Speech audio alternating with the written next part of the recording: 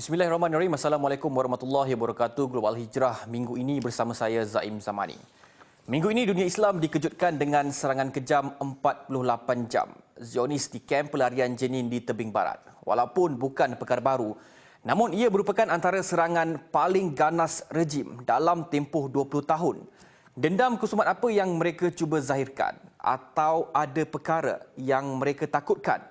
Konon untuk lawan keganasan, namun siapa sebenarnya pengganas?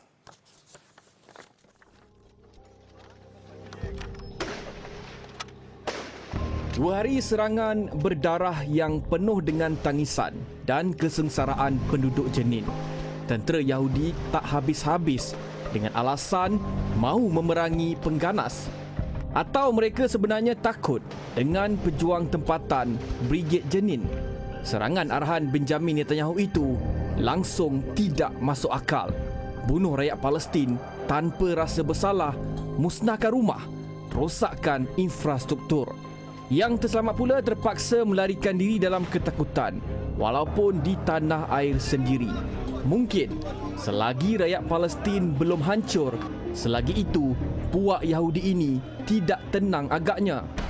Serangan udara dan darat Zionis bermula awal pagi Isnin lalu menyebabkan 13 rakyat Jenin terbunuh manakala lebih 140 cedera.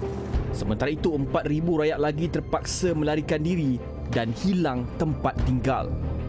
Serangan ini dianggap paling jahat sejak kemusnahan yang dilakukan Zionis di kamp pelarian Jenin pada 2002. Kamp pelarian Jenin ditubuhkan pada 1953 menempatkan penduduk Palestin yang melarikan diri atau diusir tentera rejim dalam perang pada 1948. Namun Israel dilaporkan terlalu takut dengan kawasan berkenaan, ekoran ia menjadi kubu kuat berjuang tempatan selepas Brigade Al-Qassam. Serangan berterusan Israel ini sebenarnya sudah lama patut dihukum. Pasukan Zionis secara terang-terangan melakukan jenayah perang terhadap rakyat Palestin. Pembunuhan insan tidak bersalah, pengeboman, serangan udara dan darat, memusnahkan infrastruktur awam jelas menunjukkan sikap sebenar teroris rejim itu. Menurut Ketua Jabatan Sejarah dan Tamadun Islam Akademi Pengajian Islam Universiti Malaya, Profesor Dr. Roslan Mohamad Noor, PBB perlu bertindak tegas dan pantas bagi mengelak lebih ramai yang terkorban kerana konflik Israel bukan isu agama, tapi ia adalah isu kemanusiaan.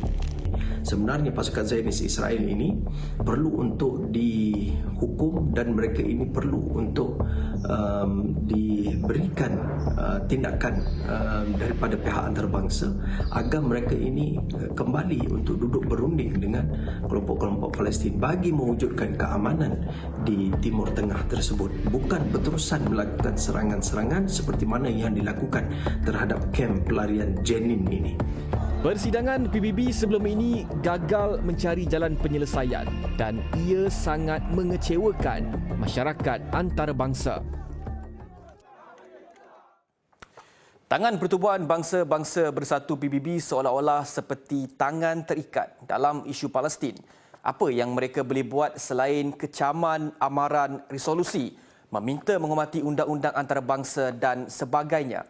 Apa sebenarnya kekuatan badan antarabangsa itu dalam isu ini dan sampai bila rakyat Palestin harus terus ditindas penjajah Zionis? Understand Israel's legitimate concerns with its security. But escalation is not the answer. It simply bolsters radicalization and leads to a deepening cycle of violence and bloodshed. Restoring the hope of the Palestinian people in a meaningful political process, leading to a two-state solution and the end of the occupation, is an essential contribution by Israel to its own security. Thank you. Bagaimanapun, PBB menggesa negara anggota untuk segera meningkatkan pembiayaan dana untuk membantu rakyat Palestin. Ia sebagai tindak balas kemanusiaan.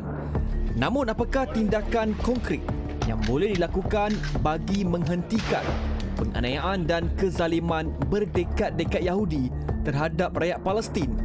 Adakah PBB atau masyarakat antarabangsa perlu menghukum Israel dengan menendang negara haram itu keluar daripada PBB? Ia kerana antara matlamat utama penubuhan PBB sebagaimana termaktub dalam Perkara 1 Piagam PBB 1945 adalah mengelak berulangnya peperangan, konflik serta pertikaian yang hebat antara negara-negara, menegakkan prinsip hak asasi manusia, menjamin rasa hormat terhadap undang-undang antarabangsa serta memperbaiki taraf hidup penduduk di seluruh dunia tanpa mengira agama, bangsa dan negara.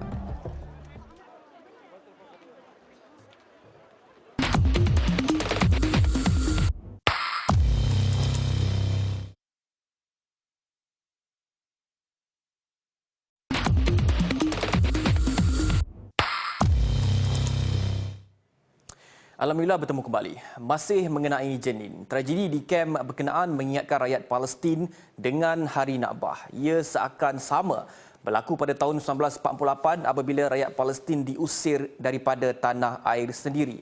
Namun malapetaka itu kini bukan sekadar dilihat terhadap rakyat Palestin, malah terhadap seluruh dunia Islam. Menurut geostrategis yang juga fellow kanan Akademi Penyelidikan Nusantara Azmi Hassan, kuasa besar dunia ketika ini dilihat hanya sekadar memerhati isu Palestin. Dan apa yang berlaku di Jenin juga, rakyat Palestin yang menetap di kem pelarian terpaksa keluar daripada rumah mereka untuk mengelak daripada serangan besar-besaran daripada Israel. Dan satu lagi perkara adalah kalau kita nak bandingkan Hari Malapetaka Nakbah dengan apa yang berlaku di Jenin 2 minggu lepas adalah kuasa besar dunia termasuk Eropah, Amerika Syarikat tidak dikatakan mengambil tindakan, hanya memerhati sahaja. Hanya Amerika Syarikat mengatakan bahawa mereka memantau sahaja. Jadi ini memang betul dianggapkan sebagai bukan malapetaka kepada rakyat Palestin, tapi malapetaka kepada seluruh dunia global kerana perlakuan kejam itu tidak dipedulikan oleh kuasa-kuasa besar.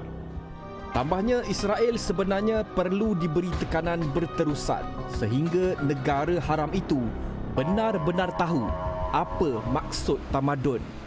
Saya takut dunia Islam, dunia antarabangsa, mereka merasa lali dengan perkara ini. Mereka merasa tangan mereka terikat.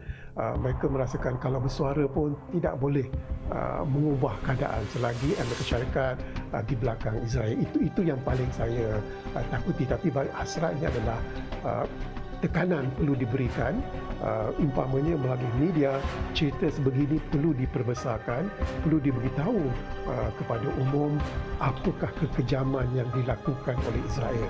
Maksudnya kalau kita nak umpamanya kejam Benjamin Netanyahu itu sesama kejam dengan Presiden Rusia Putin, itu sepatutnya dilakukan. Jelas beliau, selain PBB, tindakan lain yang boleh dilakukan adalah seperti melalui OIC, Liga Eropah, namun perlu ada penglibatan masyarakat antarabangsa.